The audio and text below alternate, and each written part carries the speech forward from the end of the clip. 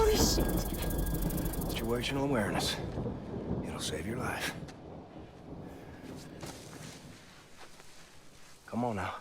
Take your shot before the rains come.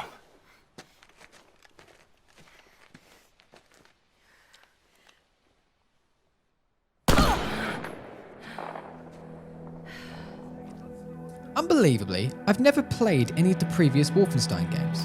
There's no particular reason for this, it's just one of the many franchises I've not had an opportunity to sit down and plough through.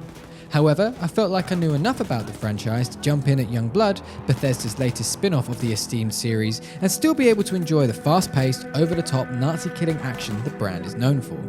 What I didn't expect, however, was a confusing mission structure, uninteresting and repetitive game objectives, and a cobbled-together storyline that feels entirely like an afterthought.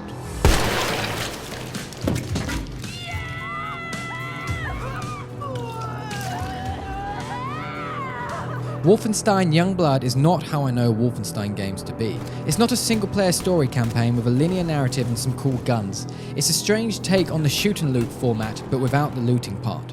It's a game designed to be played co-op, but not in split screen, I might add, but pretends to allow you to play the entire game single-player. It's a game filled with microtransactions that tries to be something that it just shouldn't be. My first major gripe is with the game's format. It started sensibly enough. There was a couple of cutscenes introducing the characters and setting, interspersed with gameplay when relevant. It felt essentially how I expected. The visuals were nothing special, the voice acting was only okay, and the gameplay was essentially a bog-standard shooter.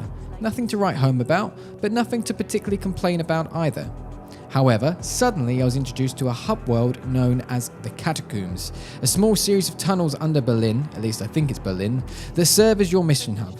Here, much like the tower in Destiny, you talk to different characters to pick up missions for you to complete. You can then head to the tube map and use that to fast travel to the relevant location on the main map for said mission.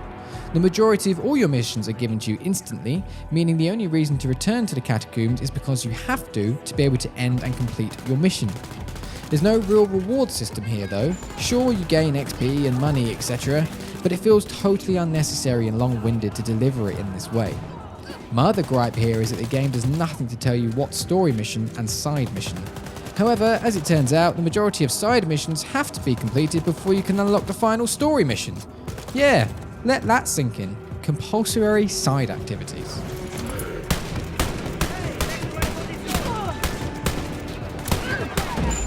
The three largest main missions in the game are known as raids, and they essentially are raids as we know them.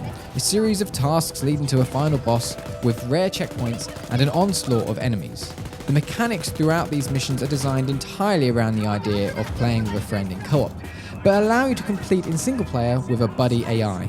A rather unintelligent buddy AI that spends more time getting killed or trapped in a corner than actually helping with the task at hand. The respawn checkpoints are so relentless I ended up turning the game's difficulty down just to be able to get past them. Game over. The biggest issue I have with the mission structure, however, is that it's just too easy, regardless of difficulty level, to just run through the map, only picking off a couple of enemies when they happen to be in your way. There aren't many points where the game makes combat worth your while.